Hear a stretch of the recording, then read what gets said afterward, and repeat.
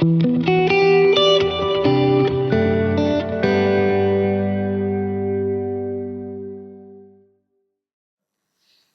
কৃষ্ণ হরে কৃষ্ণ কৃষ্ণ, কৃষ্ণ কৃষ্ণ হরে হরে, হরে রাম রাম রাম হরে হরে। হরে কৃষ্ণ। সকলকে শুভ বিজয়া দশমী। আজ পরমেশ্বর ভগবান শ্রীরামচন্দ্রের বিজয় উৎসব। হরি বল। আর মায়ের তো আজকের দিন মায়ের আগমন, সবাই সবকিছু সবাই হলো বিজয় এবার। বিজয়া দশমীর মিষ্টি খেয়েছে কিনা? মিষ্টি খেয়েছেন আশা করি সবাই। তো এখন গমনের সময় মায়ের, অনেকের হয়তো মন খারাপ, আবার ঠিক আছে, মা আমাদের সবাইকে আশীর্বাদ করলেন, কৃষ্ণ ভক্তি প্রদান করলেন, রামচন্দ্রের বিজয় উৎসব। তো তার সাথে আরও বিশেষ উপলক্ষ যে আগামী আর 4 দিন পর 17 তারিখ থেকে শুরু হচ্ছে কার্তিক মাস, দামোদর মাস, দামোদর ব্রত।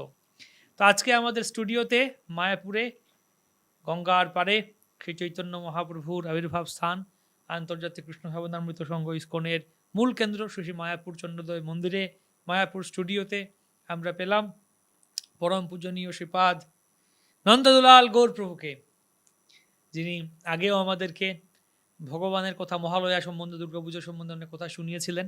তো আজকে আমরা কার্তিক ব্রত সম্বন্ধে প্রভুর কাছ থেকে শ্রবণ করব। সেই সাথে আমাদের সাথে আছেন পরম পূজনীয় শ্রীপাদ সনাতন গোপাল প্রভু, উনার হরি বল। নোট নিয়ে, উনার পুঁথি নিয়ে প্রস্তুত, করচা, সনাতন গোপাল প্রভুর করচা। তো প্রভু তার করচা থেকে কি কি বেরোবে আজকে কার্তিক সম্বন্ধে, দামোদর ব্রত সম্বন্ধে আমরা শুনবো। সেই সাথে আমাদের সাথে আছেন আমাদের এই টকশোর মধ্যমণি শ্রী শ্রীমৎ ভক্তি বিজয় ভাগবত স্বামী মহারাজ, যার অনুপ্রেরণায় আমরা এই সমস্ত কার্যক্রম করছি, আপনাদের কাছে আসতে পেরেছি। তো এই কার্তিক ব্রত, দামোদর ব্রত, দীপদান, কেন দীপদান করব? বা এই কার্তিক মাসটা আসলে কেন কার্তিক? এটা কি কার্তিক গণেশের সাথে কোনো সম্পর্ক আছে? কেন কার্তিক নাম হলো? তারপর দামোদর মাস আবার কি? কার্তিক মাস একটা, দামোদর মাস একটা আলাদা নাকি? দামোদরের আবার মানে কি? তারপর দ্বীপ কেন? দ্বীপ দেখালে কি হবে? বিভিন্ন প্রশ্ন। কেউ দ্বীপ না দেখে মোমবাতি দেখালে কি হবে? আবার অনেকে নিয়ম মাসও বলে। নিয়ম মাসে বলে, কি নিয়ম এখানে আবার? এই মাসের কেন এত? শুধু যে ইস্কনের সাধুরাই যে বলুন এরকম না, বৈষ্ণব ছাড়াও দেখেছি আমরা গ্রামে গঞ্জে নিয়ম মাস, এই 1 মাস সকালে উঠে প্রভাতী কীর্তন হয়, মঙ্গল কীর্তন হয়, বিভিন্ন জায়গায় আমরা দেখেছি গ্রামে বা পাড়ায় পাড়ায় পাড়ার লোকেরা মিলে এই 1 মাস সকালবেলা কীর্তন করেন, বিভিন্ন কিছু হয়, আনন্দের ব্যাপার। তো কি এই সমস্ত কিছু তত্ত্ব কথা আজকে আমরা শ্রবণ করব। তো আমরা প্রথমত যাব শ্রীপাদ সনাতন গোপাল প্রভুর কাছে। প্রভু, কেমন লাগছে আপনার? মা দুর্গা চলে যাচ্ছেন এবং বিজয়া দশমী আজকে। হ্যাঁ, ভালোই লাগছে, কিন্তু মা চলে যাচ্ছে, ভালো লাগছে। মা চলে যাচ্ছে বলে আমি ভাবিনি। মা মা আছে। কোথায় চলে যাবে? মা তো এই জগতেই থাকবে। মা আবার আমাদেরকে ছেড়ে কোথায় চলে যায়? আচ্ছা। এই জগৎটা যার, হ্যাঁ, মায়ের জগৎ, মা আবার ছেড়ে চলে যায়, এই কথাটা মানে কি? সে কোন লীলা করেছে, কোথায় যাচ্ছে? মানে ব্যাপারটা হচ্ছে এরকম, অনেক সময় বাচ্চারা হয় না যে মা স্কুলে বা মা বাইরে বেরিয়ে যাচ্ছেন বাজারে, বা মা অন্য কোথাও যাচ্ছেন, বা মজা, এই আমি থাকবেন না আজকে, মা আমার খুব আনন্দ করবো, ফুর্তি করবো, যা ইচ্ছা করবো, দুষ্টুমি করবো। তো এই জগতের লোকেরা এরকম ভাবে যে মাকে 4 দিন 5 দিন রেখে পরে বিদায় করে দিলাম, তারপর সারা বছর যা ইচ্ছা করো, নাকি? হ্যাঁ, আমরা এই বিদায় চাই না। আমি কখনো বিদায় কাউকে জানাই না। সবসময় যেন আমরা থাকতে পারি, এরকম একটা চিন্তা। কাউকে বিদায় জানানোর ব্যাপার, মাকে বিদায় দেওয়া হলো, জলে ফেলে দেওয়া হলো, ভাসিয়ে দেওয়া হলো, এগুলো আমি দর্শনও করতে চাই না। এটা কি সিস্টেম? এটা এখনো দুর্গা দেবী প্রতিষ্ঠিত যে সমস্ত তীর্থে এখনো প্রতিদিন নিয়মিত পূজা অর্চনা হচ্ছে। কি কামাখ্যা দেবী থেকে এখানে কালীঘাটে, এই দক্ষিণেশ্বর থেকে সব জায়গায় যত রকমের প্রতিদিনই পূজা হয়, প্রতিদিনই পুজো হয়। মা জগৎ জননী। জগৎ জননী। বিদায় দেওয়ার কোনো মানে নেই, বিসর্জনের কোনো মানে নেই। মা চলে গেলে সন্তানদের হবে কি? হ্যাঁ, এবং আমরা এটাও জানি যে দুর্গা দেবী এই জগতের প্রতি একটা নির্দেশ দিয়েছেন। সেটা হচ্ছে যে তোমরা সব নিত্য গেয়স্য গোবিন্দ নাম, প্রতিদিন গোবিন্দ নাম গান করো। এটা হচ্ছে দুর্গা দেবীর এই জগতের প্রতি আশীর্বাদ। তো দুর্গা দেবী তাও দেখছেন, তিনিও নাম জপ করছেন আর আমরা নাম জপ করছি। তো কোথায় কে কোনো তো ছেড়ে চলে যাওয়ার, কাউকে ছাড়াছাড়ি বাদ নয়। প্রভুপাদ শিখিয়েছেন সেই বিদেশে যখন ভারতে চলে আসবেন, আমেরিকার ছেলে মেয়েরা হুম। তারা কান্না করছিল। এই তোমরা কান্না করছো কেন? সে বিমানবন্দরে প্রভুপাদকে বিদায় জানাতে এসছে। তখন বলছে, প্রভুপাদ আপনি চলে যাচ্ছেন পৃথিবীর উল্টো দিকে, আর আমরা এদিকে। হুম আপনি আমাদের মা বাবা, আপনি আমাদের গুরুদেব, আপনি আমাদের পরম বন্ধু, আপনি আমাদের সব। আর আপনি চলে যাচ্ছেন, আমরা কি নিয়ে থাকবো, কাকে নিয়ে থাকবো, কি করব। তখন প্রভুপাদ বলেছিলেন, দেখো আমি তোমাদেরকে হরিনাম দিয়েছি, আমি পৃথিবীর ওপাশে গিয়ে হরিনাম করব, তোমরা এপাশে হরিনাম করবে। এইভাবে আমাদের যত জন আছে ভক্ত, সারা পৃথিবীর বিভিন্ন প্রান্তে যে যেখানে আছে, মন দিয়ে হরিনাম করো। হরিনামের বন্ধনে আমরা সবাই বাঁধা, হরি কাউকে ছাড়া বল ছাড়ি নাই। জয়। তো এই সমস্ত কথা আমার খুব ভালো লেগেছিল, যার জন্য বিদায় চলে যাচ্ছে ওই ভাবনাটা আমার পছন্দ নাই। বাহ! তো মায়ের আজকে সবাই বিদায় উদযাপন করছে। আর প্রভু আমাদের একটা নতুন দৃষ্টিকোণ দিলেন যে মায়ের বিদায় নেই। মা যদি বিদায় নিয়ে যান তা আমাদের কি গতি হবে? তো আমরা এর আগেও শুনেছিলাম দুর্গাপুজো সম্বন্ধে কীভাবে মায়ের কৃপায় আমরা প্রসাদ পেয়েছি। বিমলা দেবী প্রসাদ দিয়েছেন। মায়াপুর ধামে তিনি এসে মহাপ্রভুর ভোজন করেছেন। খুব ভালো কথা। তো এবারে আমরা কার্তিক ব্রত, দামোদর ব্রত সম্বন্ধে আসবো। তো শ্রীপাদ নন্দলাল প্রভুর কাছে যাবো যে কার্তিক মাসটা কি আর দামোদর মাসটা কি? হরে কৃষ্ণ। সবাইকে শুভ বিজয় দশমী তথা আগামী কার্তিক ব্রত উপলক্ষে আপনাদেরকে সবাইকে সবার শুভ মঙ্গল কৃষ্ণ ভাবনাময় জীবনযাপন জন্য আমি আশা করি, আগাম শুভেচ্ছা। আগামী শুভেচ্ছা জানাই। তো মূলত আমি এই কার্তিক ব্রত বা দামোদর ব্রত বা এর আরেকটা নাম হচ্ছে উর্জাব্রত। উর্জাব্রত। হ্যাঁ, অ্যাকচুয়ালি মানে শ্রীমতী রাধার মানে এই মাসের অ্যাকচুয়ালি অধিষ্ঠাত্রী দেবী ঈশ্বরী তিনি হচ্ছে রাধারানী। অধিষ্ঠাত্রী দেবী। হ্যাঁ, তাই মানে উনার আরেকটা নাম হচ্ছে ঊর্জেশ্বরী। তাই মানে এই ব্রতকে বলা হয় ঊর্জাব্রত। আর একটা কি যেটা কার্তিক ব্রত, অ্যাকচুয়ালি শ্রীমতী রাধারানীর মার নাম মানে যেটা গৌড়ীয় বৈষ্ণব মত অনুযায়ী এটা যে মানে রাধারানীর মায়ের নাম হচ্ছে কীর্তিদা সুন্দরী। হুম। তাই উনার কন্যার আরেকটা নাম হচ্ছে, একটা নাম হচ্ছে কীর্তিকা কুমারী। কীর্তিকা হ্যাঁ, কুমারী। সেই নাম থেকে এটা কার্তিক। যখন আমরা বলি দামোদর, যেহেতু এই মাসে ভগবান শ্রী শ্রী ভগবান শ্রীকৃষ্ণের দামও বন্ধন হয়েছিল, এটা মহারাজ বলবেন, তো দামোদর বলা হয়। তাই দামোদর কার্তিক ব্রত অর্থাৎ ভগবান শ্রীকৃষ্ণ এবং রাধারানীর ব্রত। হুম। অর্থাৎ এই ব্রতে ভগবান শ্রীকৃষ্ণ খুশি হয়। আরেকটা প্রশ্ন আসতে পারে যে আমাদের যে এই যে ব্রত মানে লেগে থাকে বিভিন্ন, আমি জাস্ট একটু অল্প সময় ক্লিয়ার করে দিচ্ছি। এটা কীরকম একটা উদাহরণ দিলে বোঝা যাবে যে একটা ছেলে বাবার হাত ধরে গিয়েছিল, কিন্তু উনি খুব রিকোয়েস্ট করলো যে একটা খেলনা আমাকে কিনে দিন। ওই বাবার হাত ধরেছিল, কিন্তু খেলনাতে খেলতে খেলতে মানে বাবার থেকে হাত ছাড়িয়ে গেছে। মানে তখন মানে মানে বাজারে পরে বহু সম্পর্ক খেলতে খেলতে ভুলে গেছে যে বাবার থেকে ছড়িয়ে গেছে। পরে যখন দেখি বাবা হারিয়ে গেছে, তখন কি করবে, আর বাড়ি ফিরে আসতে পারছে না, রাস্তা ভুলে গেছে। যা হোক, আমাদের পরিস্থিতিটা এইরকমই যে আমরা অ্যাকচুয়ালি যে পরমপিতা ভগবান শ্রীকৃষ্ণতে ভুলে গিয়ে এই জগৎ সংসারে খেলাতে মত্ত হয়ে গেছি। তো এই ফিরে যাওয়ার জন্য আচার্যগণ ভগবান শাস্ত্র আমাদের কয়েকটা স্টেজ দিয়েছে। যেরকম প্রথম স্টেজ হচ্ছে যে কিছু নিষেধ পালন করতে হয়। যেরকম আমাদের আন্তর্জাতিক কৃষ্ণ ভাবনামৃত সংঘের প্রতিষ্ঠাতা আচার্য ছিল প্রভুপাদ, উনি আমাদেরকে দিয়েছেন যে আমিষ আহার, নেশা বর্জন, অবৈধ সঙ্গ বর্জন এবং জুয়া দ্রুত ক্রীড়া বর্জন এবং আপনার 4টি নিয়ম, এবং এটা হচ্ছে কি নিষেধ এবং কিছু বিধি পালন, যেটা যে হরিনাম, ষোলমালা হরিনাম ইত্যাদি ইত্যাদি।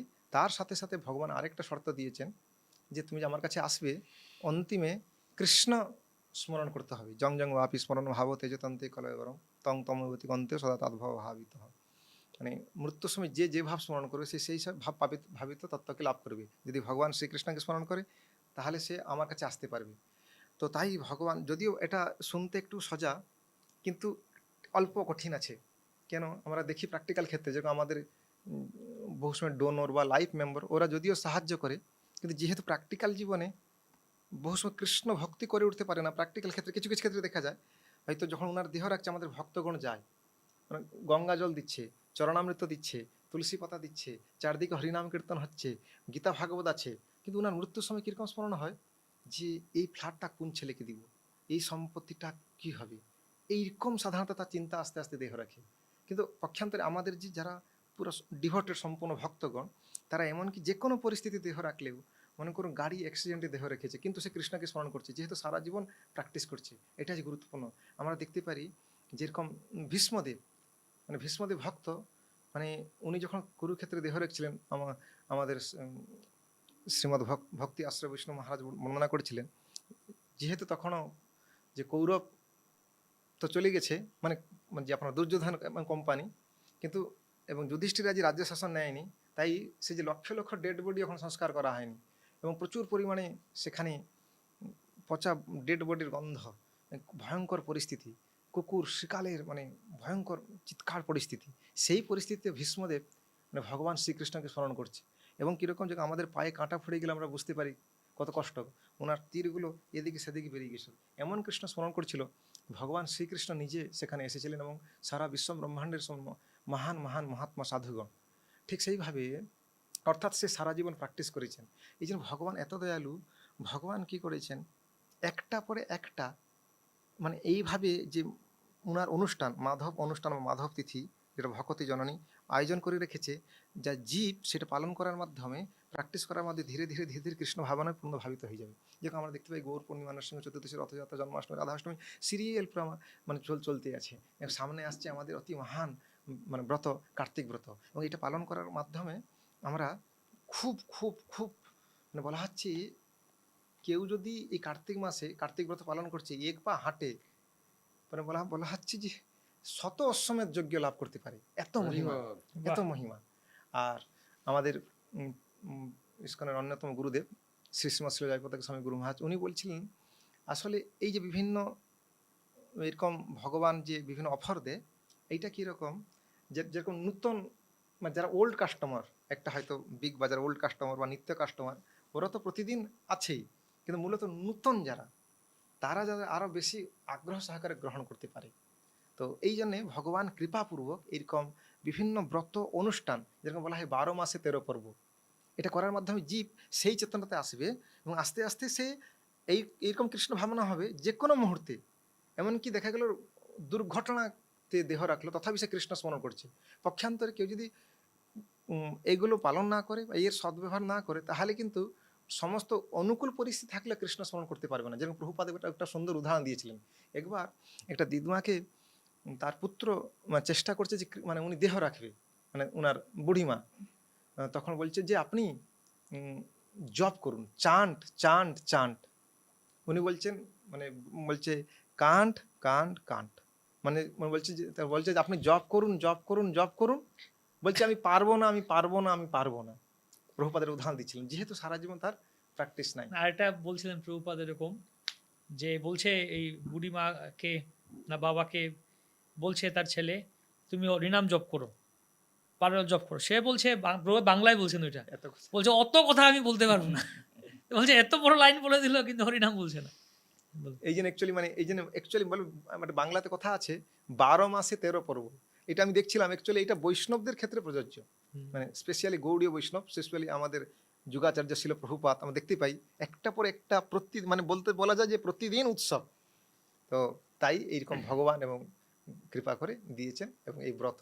হরে কৃষ্ণ। বাহ, বল। খুব সুন্দর। দামোদর ব্রত, কার্তিক ব্রতের কথা শুনলাম। তো এই দামোদর মাসটা কি আবার? কার্তিক মাস, দামোদর মাস? হ্যাঁ, দামোদর কার্তিক মাস, হুম, মানে যেহেতু এই মাসে ভগবান একটা মহান লীলা হয়েছিল, হুম, যে ভগবান যে তার ভক্তের অধীন, যেরকম ছিল ভক্তি পুরুষোত্তম স্বামী মহারাজ বলেন, মানে বহুত আছে এই জগতে মায়াবাদী যারা ভগবান হতে চায়, কিন্তু ওরা জানে না যে মানে ভক্তরা ভগবান থেকে বড় হয়ে যায়। যেরকম পিতা মাতা, এমনকি তার মাতা মানে ভগবানকে বন্ধন করেছিলেন, মানে যাকে সাক্ষাৎ কাল মহাকালও ভয় পায়, মানে সেই ভগবানকে মাতা প্রেমের বশবর্তী হয়ে তার প্রেম রজ্জু দিয়ে কিভাবে বন্ধন করেছিলেন, দাম ভগবানের উদরকে দাম দিয়ে বন্ধন করেছিলেন, তাই বলা হয় দামোদর লীলা। এই লীলা অনুযায়ী এই মাসের নাম দামোদর মাস। আর কার্তিক মাস যেহেতু রাধারানীর নাম কীর্তিকা কুমারী, সেখানে রাধারানী দামোদর কার্তিক মাস অর্থাৎ কৃষ্ণ এবং রাধারানীর মাস। এটা অধিষ্ঠাত্রী দেবী হচ্ছে রাধারানী, তাই এইটা যে পালন করে এটা কৃষ্ণের খুব প্রিয় মাস। এই জন্য শাস্ত্রে বলা হচ্ছে, মহারাজ শ্লোক বলবেন যে কার্তিক মানে মতো মাস নাই, আর গঙ্গার মতো তীর্থ নাই, হুম। বেদের মতো শাস্ত্র নাই। না সেটা তো আমরা দেখি বাঙালি মাস, বৈশাখ জ্যৈষ্ঠ আষাঢ় শ্রাবণ এরকম কার্তিক মাস এলো। আর দামোদর কি এটা আবার কেমন করে নাম, এটা কি আলাদা কি হিসাব আছে? এটা বৈষ্ণব মাস, হ্যাঁ, বৈষ্ণবের বৈষ্ণবে নাম কি আছে। কি মাস আছে? যেরকম হ্যাঁ, যেরকম এখন যেরকম আমাদের আছে হৃষিকেশ মাস। ঋষিকেশ মাস। হ্যাঁ, যেরকম ভাদ্র মাসের বৈষ্ণব নাম হচ্ছে হৃষিকেশ মাস। হুম, মানে আপনার বৈশাখ মাসকে বলা হয় মধুসূদন মাস। হুম, মানে আমাদের আচার্যগণ কৃপা করে যাতে সবাই কৃষ্ণ ভাবনাময় থাকে। মানে যেরকম ছিল জীব গোস্বামী প্রভু, উনি হরিনামামৃত ব্যাকরণ লিখেছেন। মানে ওইখানে ছাত্র যে সংস্কৃত ব্যাকরণ পড়বে কৃষ্ণ নামই উচ্চারণ করবে। ঠিক সেইভাবে জীব যাতে সর্বদা কৃষ্ণ ভাবনাময় থাকে, মানে নাম উচ্চারণ, বৈশাখ হুম। নাম উচ্চারণ ডাইরেক্ট ভগবানের নাম উচ্চারণ করে মধুসূদন মাস। ঠিক সেইভাবে এইভাবে ভগবানের নাম অনুযায়ী এটা মানে দামোদর মাস। বৈষ্ণবীয় মাস, বৈষ্ণবের যে শরীরে 12টা তিলক থাকে সেই অনুযায়ী 12টা মাসের 12টা মাস থাকে। নাম, কেশব মাস, মাধব মাস, নারায়ণ মাস, বিষ্ণু, দামোদর, এই হিসাবে। পদ্মনাভ। তাহলে আমরা জানুয়ারি ফেব্রুয়ারি মার্চ এপ্রিল এরকম বলি ইংরেজিতে, বাংলায় হ্যাঁ, বৈশাখ জ্যৈষ্ঠ বলি। হুম। বৈষ্ণবেদের জন্য বৈষ্ণব মাস, কার্তিক কার্তিক মাস, নারায়ণ মাস, ঋষিকেশ মাস। বাহ, কত বৈষ্ণবের সুন্দর। ভাষায় দামোদর মাস, বাংলা ভাষায় কার্তিক মাস, আর ইংরেজিতে মানে কোন মাস আসবে? November, October. October. October. October November মাঝখানে পড়ে। তো বাহ, তো আমরা নতুন জিনিস শিখলাম বৈষ্ণব মাসের কথা। তো এই কার্তিক মাসটাকে আমরা বৈষ্ণব ভাষায় দামোদর মাস বলে থাকে, এই জন্য দামোদর ব্রত। তো এই দামোদর কার্তিক ব্রতের কি মাহাত্ম্য আছে? এমনি যেটা নন্দবাবু বলেছেন যে মা যশোদা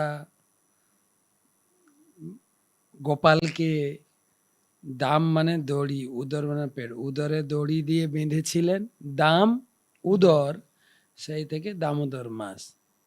এই মাসের জন্য ভগবানের এই লীলাটা খুবই প্রসিদ্ধ। আবার দেখা যায় মা তো 1 ঘন্টার জন্য বেঁধেছিলেন, আর বৈষ্ণবরা 1 মাস ধরে বেঁধে রাখে ভগবান। 1 মাস ধরে বেঁধে রেখে আরতি করে, এই বসাও, নমামি সারাম সচ্চিদানন্দ রূপম, ভগবানকে বেঁধে রেখে আরতি। তবে আমরা তো দড়িতে বেঁধেছি, মা কিন্তু দড়িতে বাঁধেননি। স্থিত গৈব দামোদরম দড়িবন্ধব না ভক্তিবন্ধব, ভক্তি দিয়ে বেঁধেছিলেন। আমাদের ততটা ভক্তি নেই, আমরা দড়ি দিয়ে বেঁধে রাখি। না, এটা আমরা দেখি যে আমাদেরকেও যখন ছোটবেলা মা এরকম শাসন করতেন, মারতেন বা এরকম করতেন, তো লজ্জা লাগতো, বা কেউ এসছেন আমরা লুকিয়ে থাকো, আর কেউ দেখবে আমাকে এরকম করছে। মা বেঁধে রেখেছে। তার এখানে ভগবানকে বেঁধে রেখে সারা জগতের সামনে হ্যাঁ। আমরা দেখা ছবি তুলে সবাইকে দেখাচ্ছি, আরতি করছি সবার সামনে। তো একটা শ্লোক দিয়েছেন এখানে দেখলাম, যেটা নন্দপ্রভু অনুবাদটা বলেছেন, ন কার্তিক সমমাস, কার্তিক মাসের মতো মাস নেই। ন কৃতে ন সমং যুগ, সত্যযুগের মতো যুগ নেই। ন বেদ সদৃশম শাস্ত্র, বেদের মতো শাস্ত্র নেই। ন তীর্থম গঙ্গায়াম সম, গঙ্গার মতো তীর্থ নেই। তা আমরা গঙ্গার তীরে বসে টক শো করছি, দামোদর মাস পালন করছি, বা দুটো আমাদের ডাবল কৃপা। গঙ্গার তীর্থে বসে কার্তিক মাস, সকল তীর্থ যজ্ঞ দক্ষিণা পুষ্করে কুরুক্ষেত্র বা হিমালয়ে বসবাসের পূর্ণ ফল, মেরু সদৃশ স্বর্ণ স্তূপ দানের ফল, মেরু সদৃশ স্বর্ণ দানের ফল, এ সবই শ্রীকৃষ্ণের প্রিয় কার্তিক মাসের মধ্যে অবস্থান করে। হরি বল। কার্তিক মাস, কার্তিক মাসে শ্রী বিষ্ণুর যে সেবাই করা হোক তা সবই নিত্য। হে নারদ, আমি তোমাকে সত্য করে বলছি, কার্তিক মাস হলো সব মাসের মধ্যে শ্রেষ্ঠ, পুণ্য কর্মসমূহের মধ্যে পুণ্যতম, যা কিছু শুদ্ধ করে তার মধ্যে সর্বাধিক বিশুদ্ধকারী। কার্তিক মাস শ্রেষ্ঠ। কার্তিক সর্বদা বৈষ্ণবগণের প্রিয়। হে দেব মহর্ষি, যে বৈষ্ণব ভক্তি সহকারে কার্তিকের পরিচর্যা করেন তিনি পূর্বপুরুষগণকে নরক থেকে উদ্ধার করতে পারেন। দ্বাদশ মাসের মধ্যে কার্তিকই শ্রীহরির সর্বাধিক প্রিয়। এই সময়ে যিনি এমনকি শ্রী বিষ্ণুর সামান্য আরাধনাও করেন, কার্তিক মাস তাকে শ্রী বিষ্ণুর অপ্রাকৃত ধামে বাস করার অনুমতি প্রদান করে। সবাই জানে ভগবান দামোদর তার ভক্তগণকে ভালোবাসেন। শ্রী দামোদর মাস, এই কার্তিক মাসও ভক্তদের ভালোবাসে। ভক্তরা দামোদরকে ভালোবাসে, কার্তিক মাসও ভক্তদের ভালোবাসে। কার্তিক মাস সামান্যতম ভক্তিতে প্রচুর গুরুত্বপূর্ণ জ্ঞান দান করেন। তো অনেক কার্তিক সম্বন্ধে অনেক লেখা হয়েছে বিভিন্ন শাস্ত্রে। পরম পূজ্য ভক্তি পুরুষোত্তম মহারাজ তিনি এই গ্রন্থে সংকলন করেছেন। কার্তিক মাসে বিশেষ করে দীপে নাপি হি যত্রাসৌ প্রিয়ত শ্রীহরিশ্বর সুগীতম চ দদাতি এব পরদীপ প্রবোধনাথ। ভগবান শ্রীকৃষ্ণ কার্তিক মাসে একটি মাত্র দীপ প্রদীপ নিবেদনে প্রসন্ন হন। যারা দামোদরের উদ্দেশ্যে দীপদানের ব্যাপারে অন্যদেরকে দীপ প্রজ্বলনে সাহায্য করেন, শ্রীকৃষ্ণ তাদেরও মহিমান্বিত করেন। আপনি দীপ দেবেন আর অন্যজনকে উৎসাহ দেবেন, তোমরাও দীপ দাও, তো সে উৎসাহতে আরো ভগবান খুশি হন। তো এই কার্তিকের মহিমা। তো কার্তিক মাসে যজ্ঞ, দান, তপস্যা করা হলে অক্ষয় ফল প্রদান করে। ভগবান বলছেন, হে নারদ, আমি স্বয়ং দেখেছি যে ব্যক্তি কার্তিক মাসে মহানন্দে গীতা পাঠ করলে তিনি জন্ম মৃত্যুর এই পৃথিবীতে আর প্রত্যাবর্তন করবে না। কার্তিক মাসে বিষ্ণু সহস্র নাম পাঠ করবেন, গজেন্দ্র মুখ, আমি পরে বলছি কি কি করবেন। তো মোটামুটি কার্তিক সম্বন্ধে ন কার্তিক সম মাস ন কীর্তেন যুগং সম ন বেদম সদৃশম শাস্ত্রম ন তীর্থম গঙ্গায়াম সমম। বাহ, তাহলে আমরা এই কার্তিকের মাহাত্ম্য শ্রবণ করতে গঙ্গা তীরে বসে আপনারাও গঙ্গা স্মরণ করে কার্তিক ব্রত পালন করতে পারেন। কীভাবে করবেন শুনবো আমরা আজকে, আপনারা আমাদের সাথে থাকুন। তবে একটাই কথা হচ্ছে, নিজেরা আমরা নিজেদের জন্য শুনবো না, এটা আমরা যা নিজের স্বার্থপর আমিই শুনবো একা না, আমরা কি নিঃশ্বাস সবার কাছে পৌঁছে দেবো এটা। তাই যারা যারা শুনছেন শেয়ার করুন, আপনার ভাই বন্ধু আত্মীয় স্বজন সবার কাছে এই আলোচনাটি এখনই শেয়ার বাটনে ক্লিক করে সবার কাছে পৌঁছে দিন এবং এই কথাগুলি শুনে নোট করুন, অন্যকে বলুন। তো যাবো আমরা সনাতন গোপাল ঠাকুর কাছে, যে এই কি কাহিনী আছে কার্তিক মাসের কথা কি, বা দামোদর ব্রতের কথা কি আছে। কার্তিক মাসের সারা বছরের মধ্যে কার্তিক মাসটা হচ্ছে সবচেয়ে গুরুত্বপূর্ণ, মানে ব্রত, ভগবানকে স্মরণ করা। ওই সময়ের একটা ঘটনা ঘটেছিল বৃন্দাবনে, যার জন্য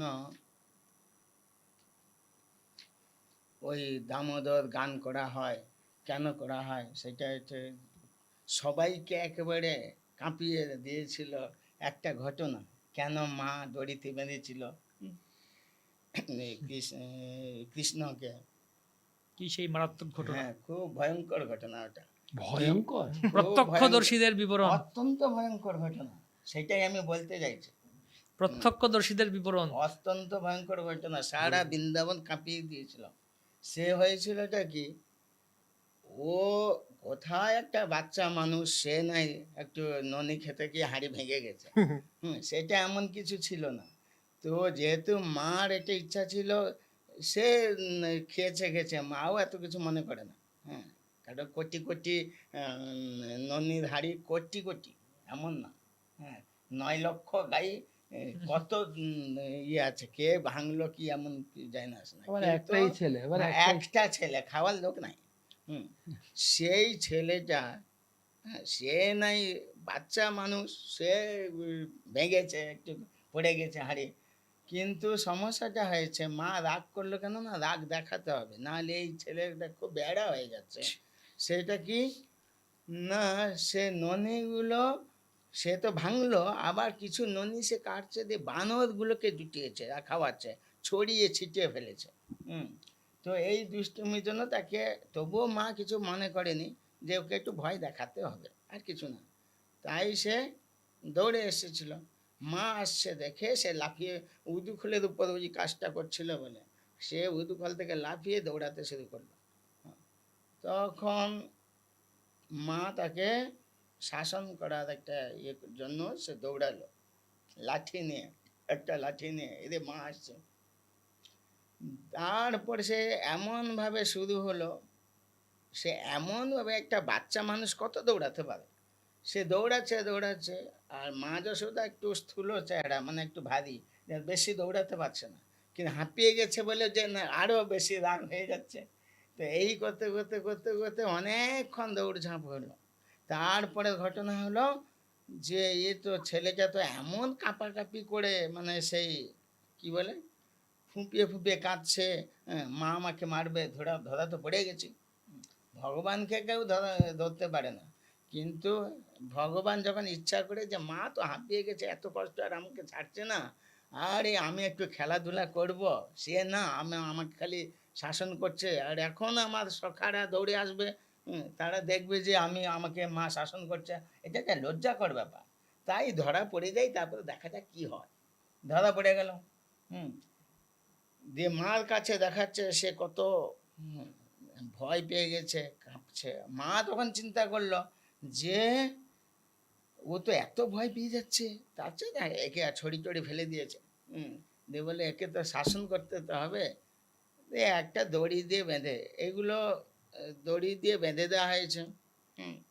দড়ি দিয়ে বেঁধে দেওয়া মানে কি, যেরকম চোর ডাকাতকে দড়ি দিয়ে বাঁধে যেরকম খুঁটিতে, সেরকম তো না, সে লম্বা দড়ি দিয়ে সে উদু খোলে বেঁধে দিয়েছে। খেলা ঘোরাঘুরিও করতে পারে, খেলতেও পারবে, এমন কিছু নেই।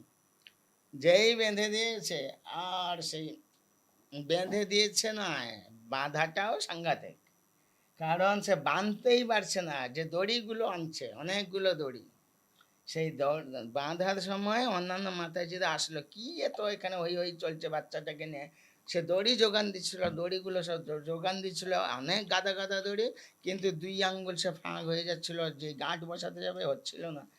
আবার কীরকম কি, মার তখন দৃঢ় সংকল্প, এই কি পেট ফুলাচ্ছে না কি হচ্ছে, এত দড়ি। দিয়ে যেই বাঁধতে যাচ্ছে হচ্ছে না। তো এই দৃশ্যটা দেখছে প্রতিবেশী মাতাজিরা, আর তারা হো হো করে হাসে, আরে যশোদা মা কি করো, তোমাকে আর বাঁধতে পারবা না, দেখো না পেঁয়াজ একদম এমন ফোলাচ্ছে, তুমি কত দড়ি নেবে, দড়ি আমরা তো যোগান দিয়ে দিয়ে হাঁপিয়ে গেলাম, আর তুমি বাঁধতেই পারছো না। তখন বলছি কীরকম কি, কিন্তু মায়ের চেষ্টা যে ওকে আমি বাঁধবো, কত পেট ফোলাবে, কিন্তু অবাক হয়ে গেছে, এতগুলো দড়ি লাগছে, কি হচ্ছে। তখন আবার কৃষ্ণ চিন্তা করছে, না মা তো আমাকে তো বাঁধবেই, এখন বাঁধা পড়ে যাই, তারপরে চিন্তা করা যাক। যেই ইচ্ছা করলো বাঁধা হয়ে গেল, ব্যাস। মানে মা খুব জিদ ভগবানের ইচ্ছে। ধরেছিল, বেঁধে ছাড়বই আজকে। হ্যাঁ, তো সেটা আবার সে ভক্তির অর্জুতে তো মহারাজ বললেন বাঁধা, মানে ওনার যে ভক্তি, যে আমি কৃষ্ণকে বাঁধবো, সেটাই ব্যাপার, শাসন করার জন্য নয়, কৃষ্ণকে বেঁধে রাখতে হবে। তো যাই হোক, সেটা একটা লীলা, একই সঙ্গে যুগপৎ চলছে। তো এমন সময় হলো কি, কৃষ্ণ তার সখাদেরকে বলল যে সখারা চলে এসেছে, আরে আমাদের তো কৃষ্ণ বাঁধা পড়ে গেল, এই তোমরা আমার কাছে আসো, মা আমাকে বেঁধে চলে গেছে, তোমরা তাড়াতাড়ি আসো, কি করবো। আরে এই যে মাতাজিরা না, যারা দড়ি যোগান দিচ্ছিল, ওদের ঘরে গিয়ে সব ননিহারিগুলো ভেঙে দাও, আর সব ননি খেয়ে আসো, যা চলে যাও। ও তারা দেখলে, ওরা তো আনন্দে সব গল্প করছে, আর ওরা গিয়ে ওদের হাঁড়ি ভাঙা হয়ে যাচ্ছে অন্য ওদের ঘরে। তারপর ওরা যখন যায় দেখে, এই কোন চোরকে, ও যশোদা রানী, কোন চোরকে তুমি বাঁধলে বলো তো, তো আমাদের ঘরে তো এক্ষুনি তো চুরি হয়ে, তো শিকা ঝুলছে, এটা কে চুরি করলো। আরে গোকুলটাই সারা গোকুলে অনেক চোর আছে, কোন চোরকে তুমি বাঁধলে বলো তো। কেন কেন, আমার ছেলে নাকি তোমাদের ঘরে চুরি করে, এখন আমার ছেলে তো বাঁধা পড়ে আছে। না রে, এ তো সারা গোকুলের চোর, দেখো একটা চোরকে বাঁধতে এক গাড়ি মনে হয় লাগলো দড়ি, এখন গোকুলে সব চোরকে বাঁধতে কত দড়ি লাগতে পারে, শেষে তো দড়ি আর পাওয়া দড়ি যাবে পাওয়া না, যাবে না। না। তখন বলছি এইরকম কেন হচ্ছে, কি অদ্ভুত অদ্ভুত ব্যাপার। আর সখারা একে ননি খাইয়ে দিচ্ছে কৃষ্ণকে, এই ওই ননিগুলো এনেছে তুমি খেয়ে নাও। তারপরে কি না, আচ্ছা তুমি বাধা পড়ে গেলে, কি একটা মুশকিল ব্যাপার, তো আমি খুলে দেবো। আরে না না, খুলবে না, আমরা গাড়ি খেলা খেলার জন্য আমি বেঁধেছি, ভালো করে ওটা। মানে অপমান ঢাকার জন্য মা আমাকে বেঁধে ফেলেছে সেটা না, আমি আমি বেঁধে, নিজে নিজে বাধা হ্যাঁ পড়েছি। আমি বাধা পড়েছি গাড়ি খেলা খেলবার জন্য। আজকের বিশেষ খেলা হচ্ছে এটা, আমি তোমরা ঠেলবে, এই চাকাটাকে উদুগুলটা চাকার মতো হয়ে গেছে, আর আমি টানবো, হ্যাঁ হ্যাঁ তাহলে খেলো। এই করতে করতে যে খেলা শুরু হলো, সে খেলাটা তো মনে করবে না সাধারণ বাচ্চাদের খেলা, না ওইটাই ভয়ঙ্কর খেলা হয়ে গেছে। সবকিছু সেটা ভয়ঙ্কর, হ্যাঁ? ভয়ঙ্কর মানে সবচেয়ে বিশাল মোটা, আর এই ছবিতে যেরকম দেখাচ্ছে ওইরকম না, তাদেরকে বিশাল মোটা দুটো দুটো জমাল অর্জুন গাছ, খুব লম্বা। সেই দুটো গাছের যেই উদুখলটা টেনে টেনে নিয়ে যাচ্ছে, দুটো গাছের মাঝখান দিয়ে সেই সব বাচ্চারা ঠেলছে। সেই সময় গাছ দুটো মরমর করে মানে এমন একটা শব্দ করছিল, ধবাস করে যেই দুটো গাছ পড়লো, মানে ভূমিকম্প শুরু হলো। আর এইবারে বিভীষিকাটা কি হলো ভয়ঙ্কর কেন বলছি, কেঁপে উঠলো ওর আমাদের নন্দ মহারাজের বুক। উনি তো গদি সরাতে গিয়েছিলেন, শুধু শব্দ শুনেই মনে করলেন যে কিছু একটা বিপদ ঘটেছে। মা যশোদা এই শব্দ শুনে অজ্ঞান হয়ে পড়ে গেছিলেন, যে কি হলো, আমার কৃষ্ণ কোথায়, নিশ্চয় বিপদ হয়ে গেছে সেইখানে। আর নন্দ মহারাজ যখন এসে দেখে বাচ্চাগুলো এখানে খেলা করছে আর দুটো গাছ উল্টে পড়েছে, তখন ওই কৃষ্ণ কোথায়, আরে কৃষ্ণ গাছের সঙ্গে বাঁধা কেন, ও তো বুঝতে পারছে না কোথায় বাঁধা। সেইখানে ওদের যদি কারো গায়ে একটা যদি পড়তো গাছ, এত অনেক ছেলে পেলে, তো অবস্থা খারাপ হয়ে যেত না, কিন্তু কারো কিছু হয়নি। তখন কৃষ্ণ কান্না করে বলে, কৃষ্ণ তা কাঁদছে, আরে কৃষ্ণকে কোলে নিয়ে নিয়েছে, দেখে আরে দড়িটা কোথায় বাঁধা, আরে কে কে বাঁধলো, কেন বাঁধলো, এই বাঁধা নিয়ে প্রশ্ন, এখানে কেন তোমাকে কে বেঁধেছে। তখন সে কানের কাছে, বাচ্চা কৃষ্ণ মানে বাবার কানের কাছে, মানে কান কোন দাঁড়া, তোমার মা বেঁধেছে না, ঠিক আছে, দিয়ে ঝটপট খুলে দিচ্ছে, খুলে দিয়ে নিয়ে চলে গেল। দিয়ে তারপরে দেখা গেল সব, ওই দিন বলরাম ছিল না, বলরাম তার মার সঙ্গে যে কাদের বাড়িতে একটা নিমন্ত্রণে গেছিল। দিয়ে সেই ঘটনাটা এত সবাই ভয় পেয়ে গেছিল, প্রত্যেকে দৌড়ে এসেছিল সেখানে, রোহিণী মা বলরামকে নিয়েও দৌড়ে এসেছিল, দেখলো যে এ কীরকম হয়ে গেছে, কান্নাকাটি করছে। ততক্ষণে কিছু জ্ঞান ফিরেছে, যে যশোদা মা ঘরের ভিতর কান্না করছে, বাইরে বেরোচ্ছে না, আর কৃষ্ণ তার বাবার কোলে বসে আছে। আর রোহিণী মা বলছে, ইয়ে ইয়ে তার দাদা কি বলে, রোহিণী মা বুঝতে পারছে যে এটা কি অঘটন ঘটলো, গাছটার কিছু হয়নি, আপনা আপনি উল্টে পড়লো। কি হয়েছে ঘটনা, তখন আমাদের এ কি বললো, রোহিণী মা বললো, কৃষ্ণ তুমি আমার কোলে আসো। না না আমি যাব না।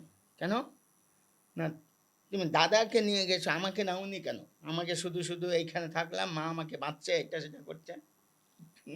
ও ঠিক আছে, তা তুমি আমার কোলে, না না আমি তোমার কোলে যাবো না। তখন একে কোলে না নিলে, কারণ নন্দ মহারাজ আবার গরিচদাতে যাবে, তো একে কোলে কে নেবে। তখন বলছে ঠিক আছে, তাহলে তুমি তোমার মা তোমার কাছে, তুমি মার কাছে যাও, মার মন খারাপ, না আমি যাব না। মা আমাকে খালি বেঁধে রাখছে। তখন বলছে আমি মার কাছে যদি তুমি না যাও তাহলে তুমি কি খাবে, মানে একদম মায়ের দুধ খেত না, বলছে আমি মাখন মিষ্টি খাবো। আরে মাখন মিষ্টি কে খাওয়াবে, বাবা আমাকে মাখন মিষ্টি দেবে। তখন বলছে হ্যাঁ হ্যাঁ আমি তোমাকে মাখন মিষ্টি দেবো, আর তোমার মাকে আমি মারবো, সে কেন তোমাকে বেঁধে রেখেছে, বলে সে একটা লাঠি, সে যে গরিচলা দেখেছিল লাঠিটা ওইরকম ভাবে দেখাচ্ছে, এই তো মাকে মারবো। সঙ্গে সঙ্গে কৃষ্ণ ধরে নিয়ে বলে বাবা না মাকে মারবে না। সে দিয়ে যেই বলেছে আর বাবার কোল ছেড়ে দিয়েছে, দিয়ে রোহিণীমার কাছে রেখেছে। এবারে রোহিণীমা সেখানে নিয়ে যায়, তখন মা যশোদা মার কাছে, তখন কৃষ্ণ দেখছে যে মা খুব কান্নাকাটি করছে, তখন মাখন মিশ্রি যে ছিল তার কাছে, এইবারে মাকে খাইয়ে দিচ্ছে। বলছে বাপ রে বাপ, এ তো ভালো ঘটনা ছিল, কিন্তু গ্রামের সমস্ত লোক ভয় পেয়ে গেছিল যে গাছ দুটো, এতগুলো আমাদের ছেলে পেলে ছিল, কার কাছে কিছু হয়নি, আর গাছ নিশ্চয়ই অপশক্তি ভর করেছে, পরিষ্কার কথা, নাহলে ভূত এইভাবে হয় না। ভূত ভূত ভূত। হুম, হুম। ভূত ভর করে গাছে না, কেউ কিছু না, ভেঙে গেল, পড়ে গেল, উড়ে গেল, কি রে বাবা। তখনই এই সারা সবাই যখন কি ঘটলো, কি ঘটলো, কেন ঘটলো, এই চিন্তা সবার মধ্যে যখন মাথায় ঘুরপাক খাচ্ছে, সেই দিন এক অমাবস্যা তিথি ছিল আমাদের বাংলায়, কালী পূজার দিন ওটা। হ্যাঁ, দিয়ে সেই দিন তারা কি করলো, কি হবে, সব ব্রাহ্মণদের ডাকা হলো, সবাইকে ডাকা হলো, বিশাল আবার সমস্ত গ্রামের লোকদেরকে ডাকা হলো, মিটিং হবে কোথায়, না নন্দ মহারাজের বাড়িতে। একটা মিটিং করা হোক যে এই অপশক্তি ভর করছে কেন। একদিন একটা কে সুন্দরী সে যে আসলো, সেটা পুতনা রাক্ষসী, আর একদিন সে গরুর গাড়ি আপনা আপনি উঠে গেল আকাশে, এটা কখনো হয়? গাড়িটা উপরের দিকে উঠে গেল, আর সেই মালপত্র ছড়িয়ে ছিটিয়ে পড়লো, ধপাস করে পড়লো। এগুলো কি কাণ্ড ঘটছে আমাদের গোকুলে, এসব হচ্ছে কেন? এইগুলো গুরুত্বপূর্ণ একটা ব্যাপার, এইগুলোই আমাদের আলোচনা করতে হবে। নিশ্চয়ই অপশক্তি ভর করেছে। তখন আমরা ছেলে পিলে নিয়ে ঘর করি, গাই বাছুর ছেলে পিলে এইসব লোকদের আমরা কি করতে পারি, এই হচ্ছে আলোচনা হবে আজকে। সবাই আসবেন, ঠিক আছে, সবাই আসবে। কিন্তু যেহেতু অন্ধকার, গ্রামের রূপ, এত ইলেকট্রিক লাইট নেই, তখন ঘিয়ের প্রদীপ সব জায়গায় সাজানো হলো, রাস্তায়, ঘরে, ছাদে, বাইরে, সর্বত্র যাতে আলোকময় থাকে। ঘিয়ের প্রদীপ হচ্ছে অভয় দান করবে, মানে ভয় লাগবে না, হ্যাঁ, এবং পবিত্র, এখানে কোনো অপশক্তি সরে যাবে এই ঘিয়ের প্রদীপ দেখে। হ্যাঁ, এটা তো আপনার এই প্রদীপ জ্বালানো তো রামচন্দ্রের জন্য, আপনি বললেন আর আবার সে রামচন্দ্রের কথা রাখুন, এখন কৃষ্ণের কথাটাই শুনুন। আমি নিজে বানিয়ে বলছি না, যেগুলো কিন্তু পড়েছি। এটাও তো আমিও বানিয়ে বলছি না যেটা আরে শুনুন, সেটা হতে পারে। সেই দিন ছিল রামচন্দ্রকে লক্ষ্য করে নয়, সেই দিন ছিল এই ভয়ঙ্কর পরিস্থিতির মোকাবিলা করার জন্য ব্রাহ্মণদের নির্দেশ ছিল সর্বত্র প্রদীপ জ্বালাও, ঘিয়ের প্রদীপ, মোমবাতিও না, অনেকে মোমবাতি বলে, কিন্তু জানি না কোথা থেকে মোমবাতি পেয়েছে। হ্যাঁ, এখন তো ইলেকট্রিক মোমবাতি জ্বালায়। ঘিয়ের প্রদীপ, পবিত্র প্রদীপ জ্বালাও, অপশক্তি আর থাকবে না। হ্যাঁ, সবাই আসো, আর আমরা আলোচনা করব। এবং এই বিশাল একটা সভা হলো, সেই সভার সভাপতি ছিলেন কৃষ্ণের জ্যাঠামশাই উপানন্দ। দিয়ে শেষে আমরা এই লোকদেরকে নিয়ে আমরা কি করব, আমরা এখানে ঘর করতে পারবো, এখানে আমরা থাকতে পারবো, আমরা কি করা উচিত, কারণ এখানে একটা কি জীবন মরণের সমস্যা। এই প্রতিদিন এইরকম অঘটন হলে তো লোক মারা যাবে, হার্ট ফেল করে ফেলবে লোক, এই কি ঘটনা ঘটছে, কত বিপদ ঘটতে পারে না। হ্যাঁ হ্যাঁ, শেষে সিদ্ধান্ত হলো, সেই সারা রাত ওরা সেই প্রদীপ জ্বালিয়েছিল, ওইটাকে বলা হয় দীপাবলি, সেটা দ্বীপের সব সাজানো হলো। এবং সেই দিনে বলা হলো, সিদ্ধান্ত না হলো, আজকে আমরা আজকে না, আমাদের এখানে থাকা উচিত হবে না, ছেলে পিলেকে নিয়ে আমাদের অন্যত্র সরে পড়তে হবে। এবং সেই সিদ্ধান্ত অনুসারে পরের দিন সব তৈরি হয়ে গেল, সবাই জিনিসপত্র গুটিয়ে চলো, দিয়ে যে যার ছেড়ে চলে গেল সে গোকুল থেকে, কোথায়, বৃন্দাবন। প্রথমে গেল সেই ইয়েতে ঠিক আছে। ছটিকোড়া, আর আমাদের রাধারানী, ওদের তো বাড়ি রাবেলে পাশাপাশি, তখন তারা গেল বসতি বলে একটা জায়গা, আবার ছটিকোড়া, বসন্তী বাসন্তী বাসন্তী বা বসতিও বলে, সেখান ছটিকোড়া থেকে চলে গেল নন্দগ্রামে, নন্দ মহারাজ, সেটা কি পর্বতের উপরে বাস, সেটা হচ্ছে নন্দগ্রাম বর্তমান। আর আমাদের বসতি থেকে বা বাসন্তী বা বসতি থেকে যে আমাদের রাধারানী, তার বাবা কি নাম, বিশ্ববাণী মহারাজরা, তারা চলে গেলেন একটা পাহাড়ের উপর বাস করলেন, তার নাম বর্ষানা। দুই পাহাড়ে। হ্যাঁ, কিন্তু সমস্যাটা হলো, সেই ঘটনাটা কেউ ভুলতে পারছে না যে সব জায়গায় কি হচ্ছে। এই সেই যে স্মৃতিটা সবার এত দাগ কেটেছিল, তারা খালি কৃষ্ণের মহিমা গান করতে থাকলো, সেটা হচ্ছে দামোদর বন্যা। এবং সেই দীপাবলি থেকে সেই যে শুরু হলো, সেই যে দীপাবলি মানে পুরা মাসটাই তারা সেইগুলোই স্মরণ করতো, আর সেইগুলোই অবাক হয়ে যেত যে কি না কি ঘটছিল, আমাদের গোকুল ছেড়ে পালিয়ে আসতে হলো। হুম, মানে ঘর বাড়ি ছেড়ে দিতে হলো সবকিছু। এই জন্য ভয়ঙ্কর। এই জন্য ভয়ঙ্কর তো ভয়ঙ্কর এই জন্য না, ভয়ঙ্কর হচ্ছে চিন্তাটা করুন, গাছ যদি সেখানে পড়ে যায়, কৃষ্ণের সখা একজন দুইজন না, গ্রামের গোকুলবাসী ছেলেরা যারা খেলতো তারা হাজার হাজার ছেলে, তারা কারো না কারো উপর গাছ পড়ে যেত, তখন কি ভালো লাগতো? হুম, সবাই তো মন খারাপ হতো, কিন্তু সেই ঘটনাটা ঘটে নাই, কিন্তু ভয়ঙ্কর জিনিসটা তো ছিল সেখানে না। ভয়ঙ্কর রিস্ক। আর শুধু ওটাকে কেন্দ্র করে নয়, ওটা তো রয়েছে, কিন্তু আরো যে পিছনের যে দিকগুলো, একটা গরুর গাড়ি জানেন, গরুর গাড়ি কটা বলদ থাকে? দুটো, চারটা বলদ থাকতো, আর মাল প্রচুর থাকতো। সে একটা ঝপাস করে শব্দ হলো, সেই সেই হাঁড়ি কুড়ি সব ছড়িয়ে ছিটিয়ে পড়লো, আর অথচ গাড়ির নিচে বাচ্চা কৃষ্ণ ছিল। হুম, সে তার কিছু হলো না, আর ছেলেদেরকে বলা হলো কি ব্যাপার, এটা কে এরকম হলো কেন? না তোমরা জানো না, কৃষ্ণই লাথি মেরেছে। কৃষ্ণ লাথি মারে? সে বাচ্চা, তার পায়ের কি শক্তি আছে? সে তো কয়েক মাসের বাচ্চা। তো এই ঘটনা পরম্পরা মাথা খারাপ হয়ে যাচ্ছিল সবারই, যার জন্য তারা এই সমস্ত বিভীষিকা বা এই অপশক্তির ইয়েটা, মহারাজ আমাকে বারবার সে ভয়ঙ্কর কথাটা করছেন, যদি এইখানে বসে আছেন, হঠাৎ এটাকে পেট হলো, হঠাৎ কিছু একটা ভয়ঙ্কর শব্দ হলো, কংসের অনুচররা ঘুরে বেড়াচ্ছে, যদি বলা হয় যে কংসের অনুচররা ঘুরে বেড়াচ্ছে, তাহলে ভয় হবে না? আমার মনে হয় আপনি ওখানে ছিলেন মনে আছে। হ্যাঁ, প্রত্যক্ষদর্শীর বর্ণনা। ভয়ঙ্কর ভয়ঙ্কর।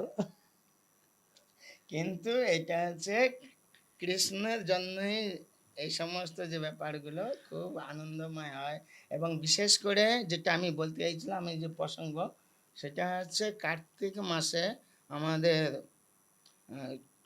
মূল কাহিনীটা আরও আগে থেকে যদি আমরা শুরু করি, যে আমাদের যে 12 মাস, 12 মাস প্রত্যেক মাসের বৈশিষ্ট্য যাই থাকুক না কেন, আমাদেরকে অবশ্যই যত রকমের দুর্ঘটনা ঘটছে, পরিষ্কার কথা, 12 মাসের মধ্যে এই চাতুর্মাসেই দেখবেন যত দুর্ঘটনা প্রচণ্ডভাবে ঘটে,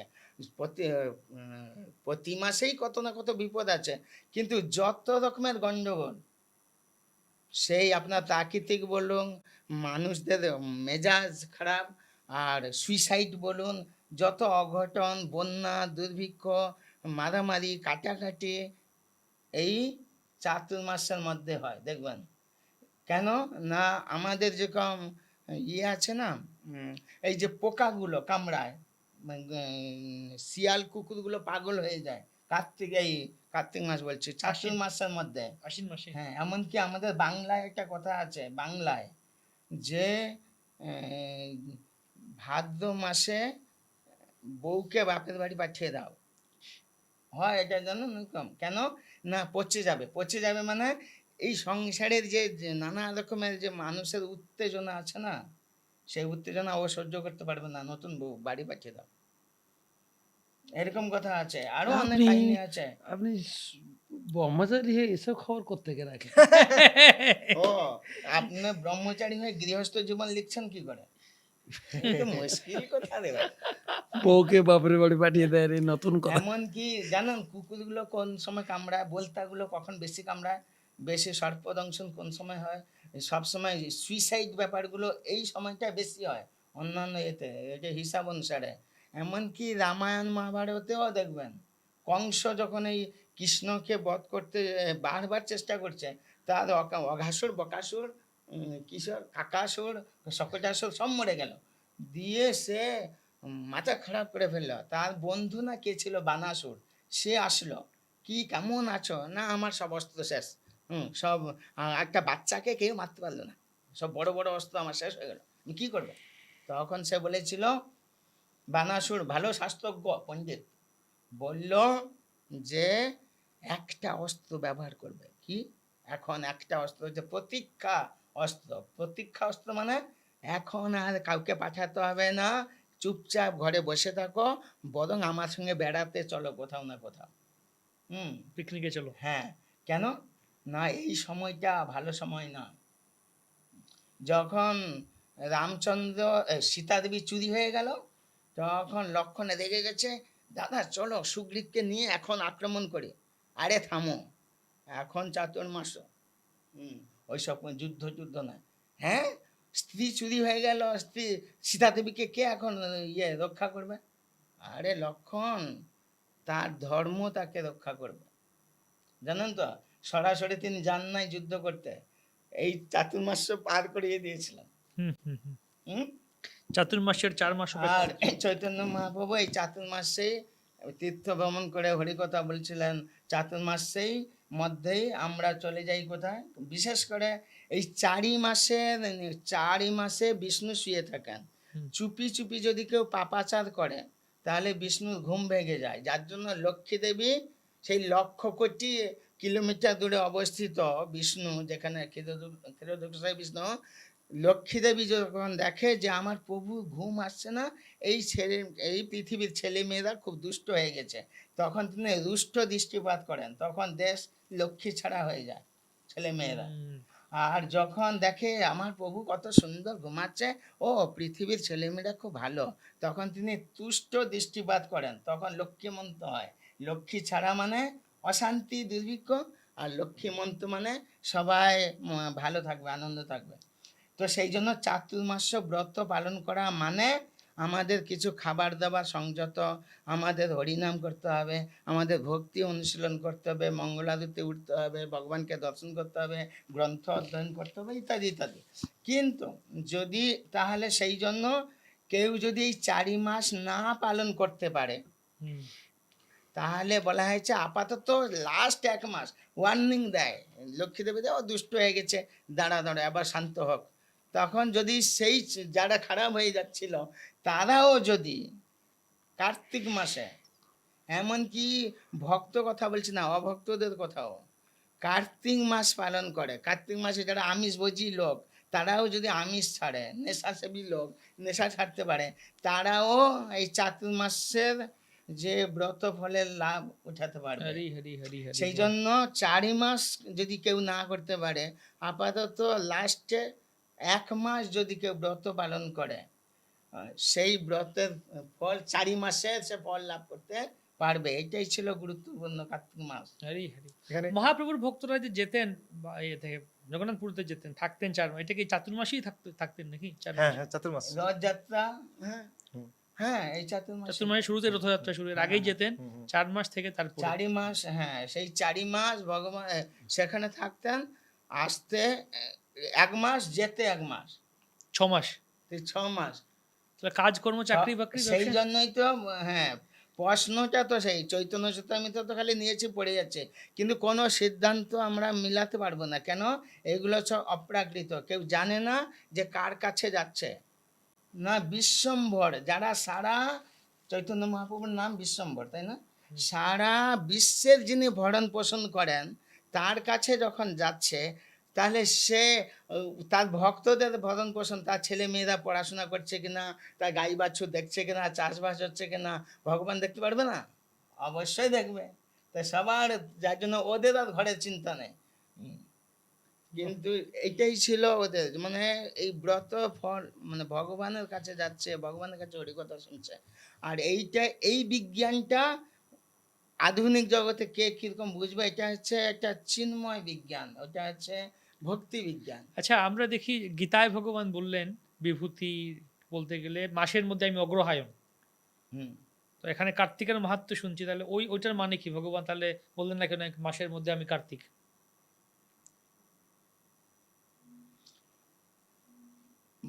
সে ভগবানকে জিজ্ঞেস করুন, আমার এত দেখা দরকার নেই।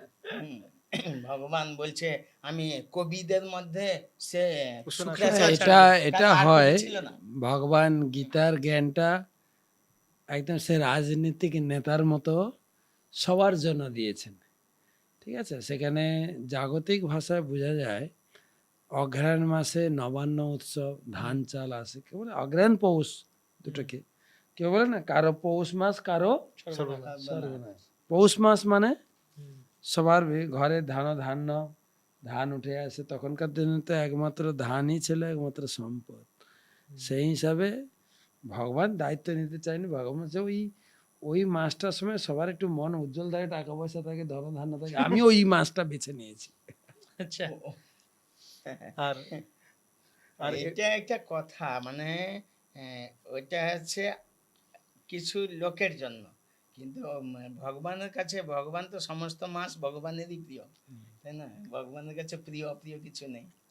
আর এর বাদেও যেটা মহারাজ যেটা বললেন, মানে প্রভু একটা কথা উল্লেখ করেছেন যে যদি চাতুর্মাস না পালন করতে পারে, যদি কার্তিক মাস পালন করতে পারে, তাহলে পুরা ফল পাবে। তাহলে কেউ বলতে পারে যে আমার একটু এই বিভিন্ন সবার তার ক্ষমতা সমান নয়, কেউ বলতে পারে আমি নাও পারতে পারি, কি করি? এই জন্য ওখানে শাস্ত্রের সিদ্ধান্ত তো হচ্ছে শেষে কেউ 5 দিন। শেষের 5 দিন পালন করতে পারে, এটা ভীষ্ম পঞ্চক। খুব ছাড়, হ্যাঁ, বিশাল খুব ছাড়। ছাড়। মানে একদম না পারলে একদম তাও 5 দিন। তাও বলা হচ্ছে এটাও যদি কেউ অক্ষম হয় কোনো কারণে, এরকম হতে পারে, তাহলে বলা হচ্ছে যে তাহলে অ্যাটলিস্ট যে কার্তিক মাসের 2টো একাদশী খুব নিষ্ঠা সহকারে পালন করতে হবে। তাও যদি কেউ না পারে, তাহলে বলা হচ্ছে মানে মনে খুব নিষ্ঠা সহকারে, যেরকম কার্তিকে মানে বলা হচ্ছে ব্রজ বা গুপ্ত ব্রজ হচ্ছে কি মায়াপুর বাই মানস ব্রজ, তাহলে মনে নিষ্ঠা সহকারে করতে হবে। এটাও যদি কেউ না পারে, আমি যেটা মহারাজের সিদ্ধান্তে আসছি, মানে বলা হচ্ছে যে যারা ধামবাসী বা কেউ ভক্ত নিষ্ঠা সহকারে পালন করছে, সে ভক্তদেরকে আপনাকে সেবা করতে হবে, ভক্তদের সেবা করে খুব খুশি করতে হবে। তাহলে যে ভক্ত যে করছে এই ফলটা আপনাকে প্রাপ্ত হবে। বাহ। তাহলে এই বল। আপনি যে ভক্তকে আমি সন্তুষ্ট তো- করার মাধ্যমে পুরা আপনি চাতুর্মাস্য ব্রত ফল পাবেন। যেরকম মনে করুন শ্রীমদ ভাগবত মহারাজ, মানে উনি এটা খালি পালন করে না, উনি নিজে প্রচারও করে। মানে মহারাজকে কেউ যে খুশি করতে পারে ভাগবত আদি দান করার মাধ্যমে, জয়। বা যে কোনো মানে যখন উন্নত ভক্ত বা হুম। সেবা সমাধান বা যে কোনো ভক্ত এটা হচ্ছে শাস্ত্রের সিদ্ধান্ত। সাধুকে সন্তুষ্ট করাও সেটা বেশি খাচ্ছে টাচ্ছেও না, শুধু বিভিন্ন প্রকার দান করেন। এবং এই কার্তিক মাসে এমনিও দানের মহিমা প্রচুর। আর কেউ যদি সর্বশ্রেষ্ঠ দান বলা হচ্ছে গীতা, ভগবান বলছেন যে বিদ্যা দান বা ভাগবত গীতা দান অত্যন্ত শ্রেষ্ঠ। আর একটা আমি ছোট 1 মিনিটে অ্যাড করে দেবো, যেটা প্রভু সম্পূর্ণ দামোদর লীলা বলেছেন। এখানে আচার্য যখন বহু শিক্ষা দিয়েছেন, একটা ছোট শিক্ষা লাস্টে, মানে ভগবান শ্রীকৃষ্ণকে বেঁধেছে ওনার মা, কিন্তু খুলেনি ওনার মা, খুলেছে ওনার পিতা। সেরকম অ্যাকচুয়ালি আমাদের এই সমস্ত আমাদেরকে বেঁধেছে কিন্তু আমাদের মা। আমরা যেটা গত এর আলোচনা করছিলাম, জগৎ জননী আমাদের সেই প্রসিদ্ধ মা দুর্গা। উনি তিনি বেঁধেছেন। কিভাবে বেঁধেছে? মানে ত্রিগুণ 3টা দড়িতে এমন বেঁধেছে, এমন বেঁধেছে, সবাই মানে এখানে কঠোর সংগ্রাম করছে মানে মনের সাথে। কিন্তু এখানে কিন্তু মা খুলতে পারবে না, খুলবে হচ্ছে অহং বীজ প্রদপিতা ভগবান শ্রীকৃষ্ণ। তাই সে যেরকম নন্দ বাবা খুলেছিল, সেরকম আমরা মানে একমাত্র যদি ভগবান সে পিতার নাম করার মাধ্যমে এবং পিতার দিব্য গুণাবলী যে শ্রীমদ্ ভাগবতের শরণ গ্রহণ করার মাধ্যমে এবং ভগবানের নাম করার মধ্যে আকুলভাবে হরিনাম করার মাধ্যমে কিন্তু আমাদের পিতা এসে আমাদের সেই বন্ধন খুলে দিবে। হরি বল। জানি তাই গৌর প্রেমানন্দে হরি বল। আচ্ছা, এবার আমরা শুনতে নিই, আমাদের শেষ পর্যায়ে চলে এসেছি, যে কার্তিক মাসে কি কি করণীয়, কি কি বর্জনীয়, তার তালিকা একটা লিস্ট, কি কি করব, কি কি করব না, কি কি খাবো, কি খাবো না। আমি একটু সংক্ষেপে বলবো। হ্যাঁ, খালি খাওয়ার কথা? সবকিছু কি আচ্ছা, সব করণীয়, কথা। বর্জনীয়, এখানে পরিষ্কার কথা বলছি। মানে ব্রতের নিয়ম। অনেক ব্রত আছে, মহারাজের কাছে বিশাল গ্রন্থ, কিন্তু আমি সংক্ষেপে বলছি। যেরকম কিছু আমাদের আহার সংক্ষেপে সংযত। আপনি সংক্ষেপে বললেও আপনার তো সব বিরাট ব্যাপার। ভয়ঙ্কর ব্যাপার। না না না, আমি আপনাদেরকে আপনাদের ভাষায় বলবো, এত শাস্ত্র বলবো না। হুম, বলছে খাওয়া ভয়ঙ্কর দাওয়া- ভাবে বলবেন না। না না, ভয়ঙ্কর না, ভালো ভালো। কার্তিকে কি খাবে না, যেরকম বলা হয়েছে লাউ, পটল, বরবটি, কলাই, সয়াবিন, রাজমা, বেগুন। কার্তিকে বার্তা বেগুন খেতে নেই। বেগুন, বহু বীজ এবং হ্যাঁ, কি বলে গো, বহু বীজ খাবার। পেঁপে পেঁপে যে বীজ, যে ফলের বীজ আমরা খাই, হ্যাঁ, সেইগুলো হচ্ছে বহু বীজ। এমনকি যে ফলের বীজ আমরা খাই না, তাতে বহুবীজ। অনেকগুলো বীজ থাকলেও সেই ফলের কথা কি আমরা বলছি আবার না। একটা গোজা মিলের কথা। কি?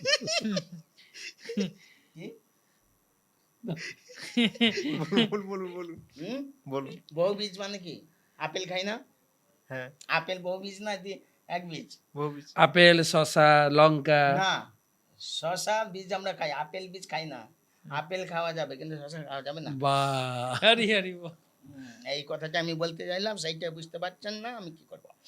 লঙ্কা তারপরে খাওয়া বলা যাবে আছে না। তেল মাখবেন না, হ্যাঁ। আর বিশেষ করে সরষের তেল মাখতে নাই, এই কথাটা মানে যারা ব্রত করছেন। নারকেল কিন্তু তেল, ঘি। মানে এইসব বেশি কিছু চর্চা নেই, চর্চাটা আছে কোনো তেল বেশি না মাখলে ভালো। তারপর বলছে কার্তিকের ব্রত হচ্ছে যেগুলো, সেগুলো হচ্ছে ব্রহ্মচর্য ব্রত পালন করবেন সবাই। এক, হরিনাম বেশি করে করবেন, আর হরি কথাই বলবেন, অন্য কথা না। তারপরে অবশ্যই প্রদীপ দান করবেন ভগবানের উদ্দেশ্যে। আকাশদ্বীপ। হ্যাঁ, আকাশদ্বীপ দিন না দিন, দামোদরকে আপাতত প্রদীপ দিন, তারপর তো আকাশদ্বীপ দিবেন। তারপরে তুলসী সেবা অবশ্যই করবেন, তুলসীর যত্ন নেবেন। কার্তিক মাসে রাধারানী তুলসী সেবা করেছিলেন, তুলসীর যত্ন, তুলসী রোপণ, তুলসী যাতে সুন্দরভাবে বেড়ে ওঠে, তুলসী পূজা প্রণাম পরিক্রমা। আর কার্তিকে সবার জন্য নিষিদ্ধ প্রজল্প, তর্ক, এসব চলবে না।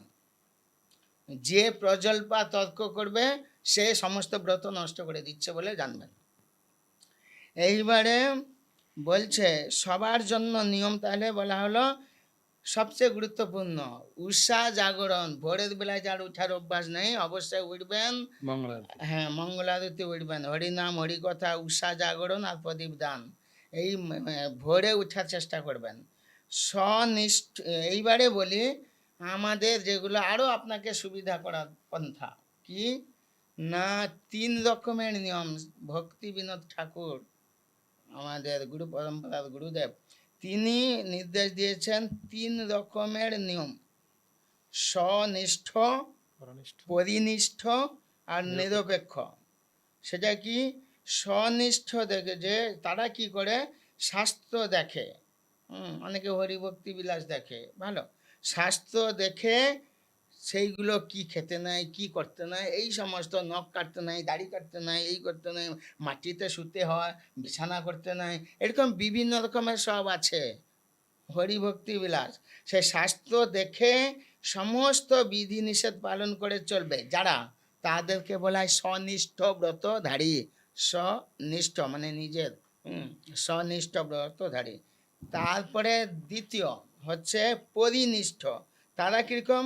তারা এত শাস্ত্র দেখবে না, গুরু। তারা তার গুরুদেব বা কোনো বয়োজ্যেষ্ঠ বা পণ্ডিত কোনো বৈষ্ণবদেরকে তাদের কথা মতো চলবে, তারা যা বলবে, গুরুদেব যা বলবে সেই মতো চলবে। এটা হচ্ছে পরিনিষ্ঠ ব্রতধারী। তারপরে আর একজন আছেন নিরপেক্ষ ব্রতধারী। তারা কিরকম না, পরিস্থিতির চাপে সে কতগুলো নিয়ম পাল্টাতেও পারে, কিন্তু তার লক্ষ্য সে পাল্টাবে না। যেরকম বৃন্দাবন পরিক্রমা হয়তো সে করছে, কি না তার বলা হয়েছে যে এই রজ যেহেতু সর্বাঙ্গ নিতে হবে, জুতো পরবে না, ব্যাস সে জুতো পরবে না, সেইভাবে সে করছিল। 1 মাস পরিক্রমা করবে কার্তিক মাসে, কিন্তু কোনো কারণে বললাম না পরিস্থিতির চাপে এমন কোথায় সেই পায়ে লাগলো ব্যথা, সেই কি বলে কেটে গেছে রক্তপাত, তারপরে সেই ডাক্তার ওষুধ লাগিয়েও দিয়েছে, তারপরে বলেছে যে পরিক্রমা করতে না, না সে পরিক্রমা করবে, জুতো পায়ে দিয়েও হলেও সে পরিক্রমা করবে, জুতো পায়ে, তখন সে জুতো পরেও পরিক্রমা করে থাকে। কিন্তু এই স্বনিষ্ঠ, এই পরিনিষ্ঠ, এই নিরপেক্ষ, এরা হচ্ছে সবাই সমান মাহাত্ম্যপূর্ণ। যেহেতু তারা কেউ প্রজল্প করছে না, তারা কেউ কারোর সঙ্গে তর্ক করছে না।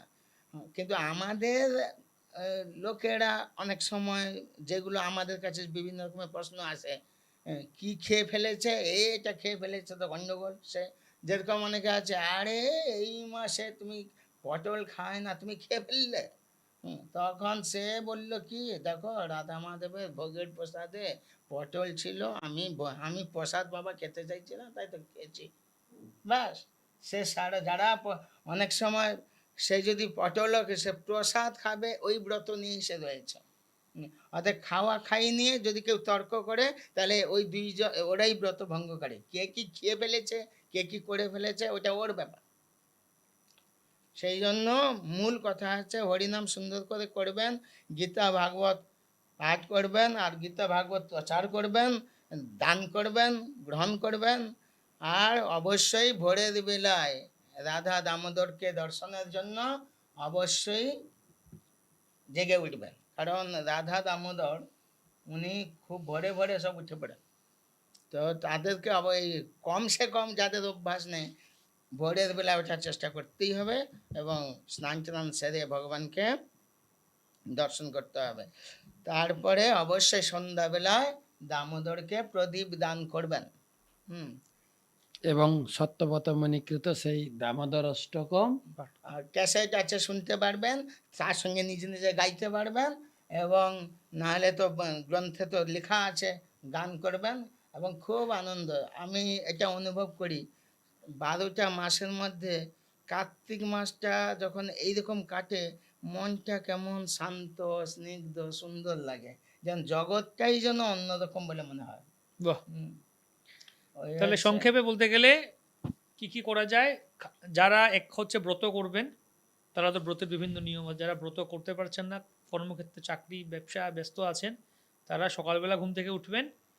সকালবেলা ঘুম থেকে উঠে স্নান করে ভগবানের নাম করা, মঙ্গল আরতি করা, বা ওই সময় আমাদের মায়াপুর থেকে মায়াপুর টিভিতে মায়াপুরের মঙ্গল আরতি দর্শন করতে পারেন সকাল ঠিক 4:30টার সময়। প্রতিদিন গঙ্গা স্নান করতে হবে। হ্যাঁ, যারা গঙ্গা যাদের গঙ্গা কাছে নেই, ওই বাথরুমে যেখানে স্নান করে গঙ্গাকে স্মরণ করবেন, গঙ্গা গঙ্গা গঙ্গা বলেই 3 বার বলবেন গঙ্গা গঙ্গা, শাওয়ারের নিচে দাঁড়িয়ে। ব্যাস। তো সকাল ওটাই 4:30টার গঙ্গা সময়, স্নান।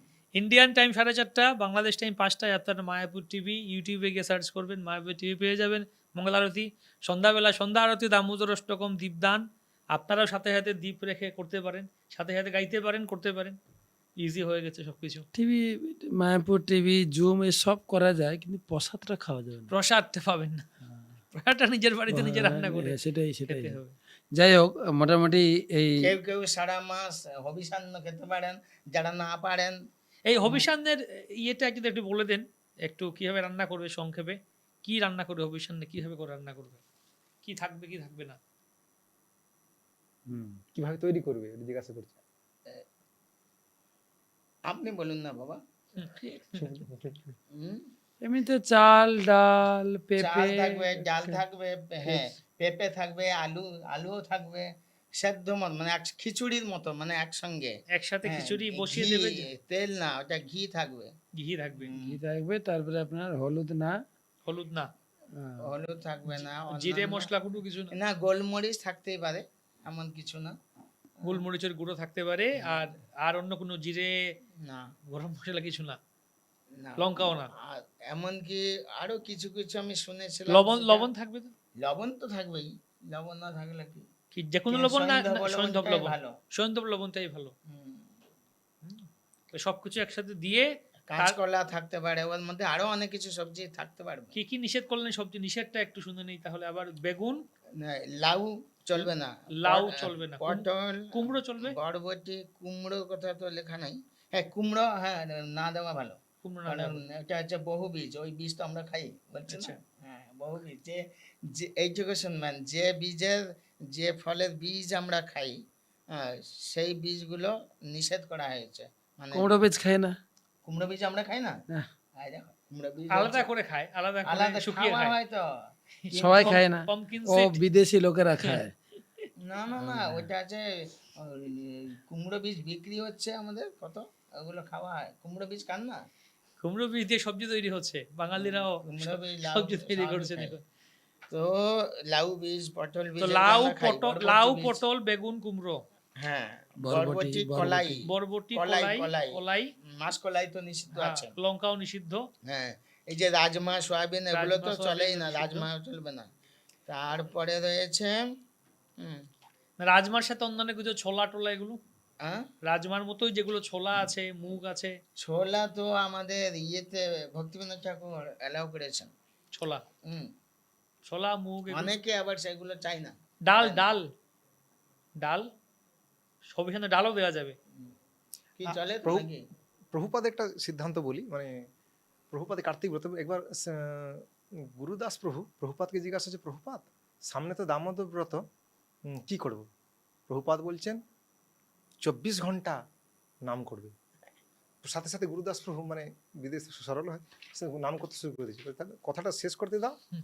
24 ঘন্টা নাম করবে, ঘুমানো নাই, কোনো খাওয়া নাই, কোনো জলপান নাই। মানে আশ্চর্য হয়ে গেছে। প্রভুপাদ বলছে সম্ভব, গুরুদাস বলছে প্রভুপাদ অসম্ভব।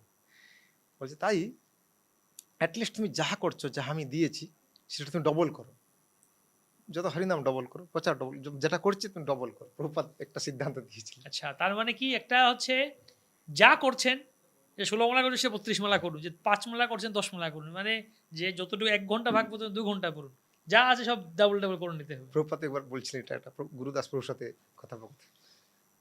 তো এই মাসে এমনি শতপথী মুনি বলেছেন মানে প্রসাদটা ডাবল এইতে- খেতে হবে, পঁচাত্তর হাব প্রসাদটা হবে। ইত্যাদি সলিলাভি আনন্দ কুণ্ডে যা করবেন মোটামুটি এই মাসে প্রভু যেটা বললেন, মন শান্ত এবং একদম আনন্দে কাটে। এদিকে কত উৎসব, প্রতিদিন সন্ধ্যার সময় আরতি, মানে একটা হচ্ছে মেলার মতো একটা আনন্দে পরিপূর্ণ। তারপরে আছে কি বলে গোপাষ্টমী, কালী পূজা, গোবর্ধন পূজা, ভাতৃদোজ, আর কি কি আছে, রাস রাস পূর্ণিমা, মানে পুরো একটার পর মাসটা একটা। একটা আমাদের মায়াপুরে তো মেলা। গৌর পূর্ণিমার সময় 15 দিনের মেলা, কার্তিক মাসটা পুরো মাসই মেলা। পুরোটাই মেলা। আর সে ভক্তরা দৌড়ায়, কি সুন্দর আরতি করে, সে মানে একটা, বহুলাষ্টমী, হ্যাঁ। তারপরে সন্ধ্যার সময় যে যখন গানটা গাওয়া হয় লাইট নেমে দিয়ে, মানে একটা দিব্য আনন্দে মন ভরে যায়, একদম ভরে যায়। এটা এটা সত্যি একটা অনুভবের ব্যাপার। যেই ব্রত করবে সেই আনন্দটা লাভ করতে পারে, ওই দেখো এটা হচ্ছে প্রত্যক্ষ আমাদের অনুভব হয়। কি সুন্দর। বাহ। তো যাই হোক, আমরা আমাদের আজকে আমরা শেষ করতে মন চাইছে না আসলে, মনে হয় চলুক আরো চলুক, আলোচনা চলুক, প্রভুর ভয়ঙ্কর ভয়ঙ্কর কথা শুনি আমরা আরো, ভালো লাগুক। কিন্তু কথা হচ্ছে যেহেতু আমাদের সময় শেষ করতে হবে, এখন সময় হয়ে গেল। তো আরো শুনবো আমরা এর পরবর্তী সপ্তাহগুলিতে, আমরা আরো গোবর্ধন পূজা, তারপর দীপাবলি, অন্য কিছু শ্রবণ করবো আমরা। গোপাষ্টমী আছে, গোপাষ্টমী আছে, সেগুলো শ্রবণ করবো। ভীষ্ম পঞ্চক আছে। বিশ্বপঞ্চকের কথা শুনবো আমরা, কত সুন্দর সুন্দর কথা শুনবো। তাই আপনারা এই প্রোগ্রামগুলি সবার সাথে শেয়ার করে দিন, লাইক শেয়ার সাবস্ক্রাইব করে দিন, আর সবার কাছে পৌঁছে দিন। শুধুমাত্র শেয়ার করে পৌঁছে দিলেই হবে না, কথাগুলো নিজের নোট করে অন্যকে বলুন, বোঝান, শেখান, প্রচার করুন, নিজেরা পালন করুন। ভালো থাকুন, সুস্থ থাকুন, ভজন কুশলে থাকুন। হরে কৃষ্ণ হরে কৃষ্ণ কৃষ্ণ কৃষ্ণ হরে হরে, হরে রাম রাম রাম হরে হরে।